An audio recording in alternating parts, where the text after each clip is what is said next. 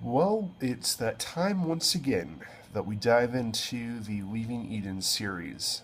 And I'm pretty excited about this video. We are going to be talking about hope, faith, and love. And the greatest of these is love. In the last video, I talked about hopelessness, faithlessness. Sadly, I didn't talk about lovelessness, but maybe I can touch into that just a bit today. But we'll see. I think I might also talk about coffee. No, I'm not going to talk about coffee. That is a favorite topic, though. So let's get started, shall we? According to 1 Corinthians 13:13, three things will last forever: faith, hope, and love. And the greatest is love. Now, when man fell, we had lost our faith and we lost hope. We lost hope because we were separated from God. But the fact is, we still had a hope. And the hope was Jesus. The hope was that God would figure out a way to bring us back to Him. And as we started reading, as you start to read in the Old Testament, or the First Testament as I like to call it, as you start reading about the prophets, they always talk about a day of hope.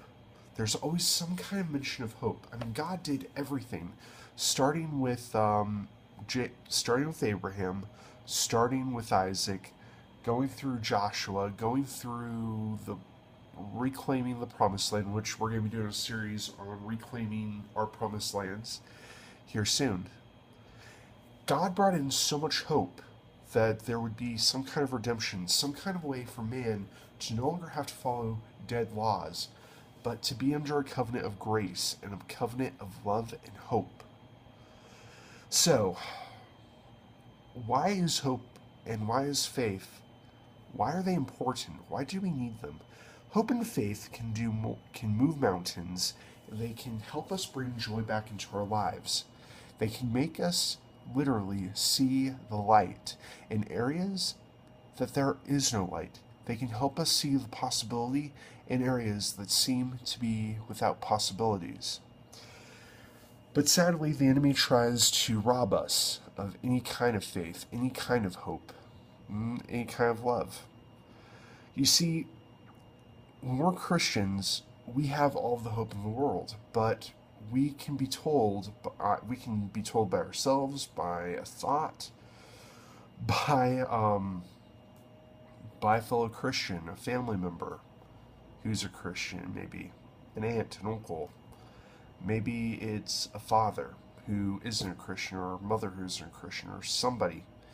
We can be told that our faith and our hope are unrealistic. Oh, you have hope in somebody coming into your life who doesn't live in this area. Oh, that's stupid. Be more realistic. Hope's neither here nor there. God wants us to be realistic. Does that sound familiar at all? Because it does to me. I've been told that many times about my leg. I was once told by somebody that I would never be able to walk when my doctors were looking for every way to walk, for me to walk again, for my leg to be straightened. It wasn't until one day that this device was created, and this gave me hope. This device was connected to rods, and it helped straighten out my leg.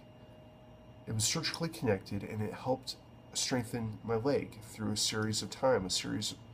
a period of recovery. This was my ultimate hope. And the fact is, if I had gone with this, if I had not had hope, I would not be walking. You see, I would rather have hope and faith that seem unrealistic and reap blessings and be in joy and not be in emotional chaos or be in some kind of pain than I would to be realistic or seem realistic and not have faith or hope. I would rather love without condition and risk loving others and getting hurt because of that love than I would never loving at all and making excuses to guard my heart. The fact is, God guards our hearts for us. We're taught at a young age that we need to be careful, that we need to be realistic, that we need to stop having the minds of children. But yet Jesus says that we should have the faith like children. Maybe we should be a little more childish. You ever think about that? Because children have faith that's unconditional, that's unceasing. I would rather have that. I would rather have the faith of a mustard seed and live a life of complete joy and reclaim Eden and reclaim that place of Eden and get away from this world that is so destructive. But this destructive world is for another story, another video. So is the fact that the enemy tries in every way to rob our joy and our blessings. But again, I'm going to talk about that in the next video.